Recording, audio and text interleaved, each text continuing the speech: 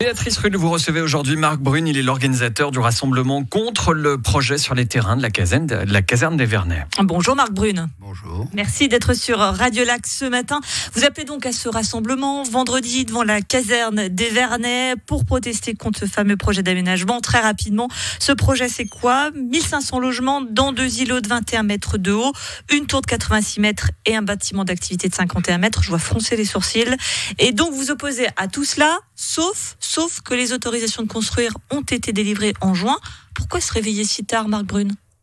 Alors, nous ne nous sommes pas réveillés si tard que ça, mais il se trouve que les remarques que nous avons faites durant des années n'ont pas été prises en compte. C'est la raison pour laquelle, au mois de novembre, nous avons déposé une pétition qui a recueilli rapidement 1200 signatures.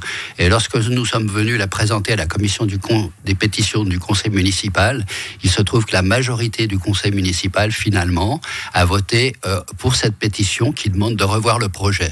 Donc, c'est pas une bande d'excités qui sont contre le vertueux plus que vers Antonio Gers. C'est des gens qui ouvrent les yeux pour voir la réalité de ce projet, qui est un projet tout à fait contestable à tout point. Vous l'évoquez, cela fait très longtemps qu'on parle de ce projet, plus globalement, puisque ça fait partie du projet Praille Acacia Vernets. C'est presque une chimère d'ailleurs à Genève. Il faut bien quand même arriver à avancer. Ce sont des logements, il y en a besoin à Genève. Oui, alors d'une part, vous avez dit que c'était 1500 logements, je me permets de rectifier, c'est 1350, mais nous trouvons néanmoins que c'est trop. Pourquoi ? Parce que c'est pas des bâtiments de 21 mètres, c'est les bâtiments de la route des Acacias, c'est des bâtiments qui font 30 mètres, 51 mètres, 86 mètres, qui sont collés les uns contre les autres. Il n'y a pratiquement pas d'espace public valable, et en plus, ça crée des ombres pour la plupart des logements, avec le paradoxe que ces cours qui sont formés par les deux grands bâtiments de logement deviennent des îlots de chaleur en été. Or, c'est une des constantes maintenant de l'urbanisme contemporain que d'éviter ces îlots de chaleur. Donc, on a le choix entre être à l'ombre la plupart de l'année, y compris l'école primaire, qui est pendant les 2 tiers de la journée à l'ombre, et puis en été de subir les îlots de chaleur. Alors justement, cette densification du quartier, Antonio Gers, le président du Conseil d'État, l'évoquait au micro de Judith Monfrény en janvier dernier. On écoute ce qu'il disait et puis vous réagissez juste après. Le plan localisé de quartier et les projets d'aménagement autour ouvrent totalement le quartier sur l'Arve. Donc on va supprimer le trafic sur l'axe qui sépare la caserne des Vernets et l'Arve. Donc il y aura un accès directement jusqu'à la rivière. Et plus que ça, nous allons demander à la ville de Genève de construire un parc public en lieu et place du parking de la patinoire qui sera souterrain en l'occurrence. Et donc on aura dans ce quartier non seulement les arbres sur la parcelle, mais on aura un parc juste à côté, de l'autre côté de la route, et un accès direct à l'arbre. Des arbres, un nouveau parc, un parking en sous-sol, c'est pas si densifié que ça. C'est pas si densifié. Il faut imaginer que si, par exemple, sur le périmètre des tours de Carouge, on avait construit 2,5 fois plus de bâtiments, ça rendrait ce quartier absolument invivable. C'est exactement ce qui va se passer au Vernet. Quant à dire qu'on fait de la rue qui est le long de l'Arve une rue piétonne, oui, bien sûr, mais enfin c'est une mesurette pour nous qui est nécessaire, mais qui, par ailleurs, vu la hauteur des bâtiments, sera constamment dans l'ombre.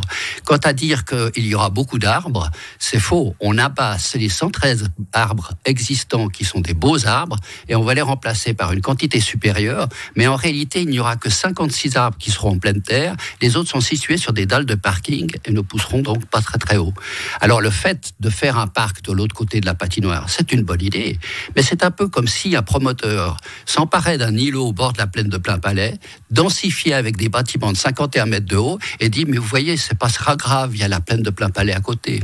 Ce qui vous plaît pas, clairement, c'est cette hauteur des tours. Il y a pas à dire, c'est ça qui est un peu le point d'achoppement pour vous. C'est pas la hauteur des tours, c'est la hauteur de tous les bâtiments qui créent des conditions d'habitat qui sont mauvaises. Vous convenez qu'il est compliqué de loger tout le monde dans des petites villas, ce qu'on souhaiterait, mais ça semble compliqué. Non, nous sommes partisans, c'est très clair, de faire que le périmètre de la caserne des Vernets abrite les logements. Nous avons fait une simulation. Il est parfaitement possible de construire 900 logements.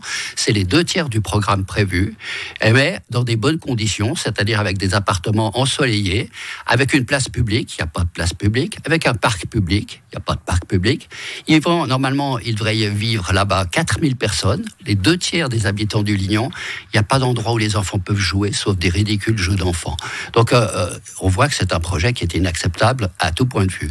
Et j'aimerais ajouter quand même qu'on parle souvent du caractère social de ce projet, et nous contestons cette affirmation.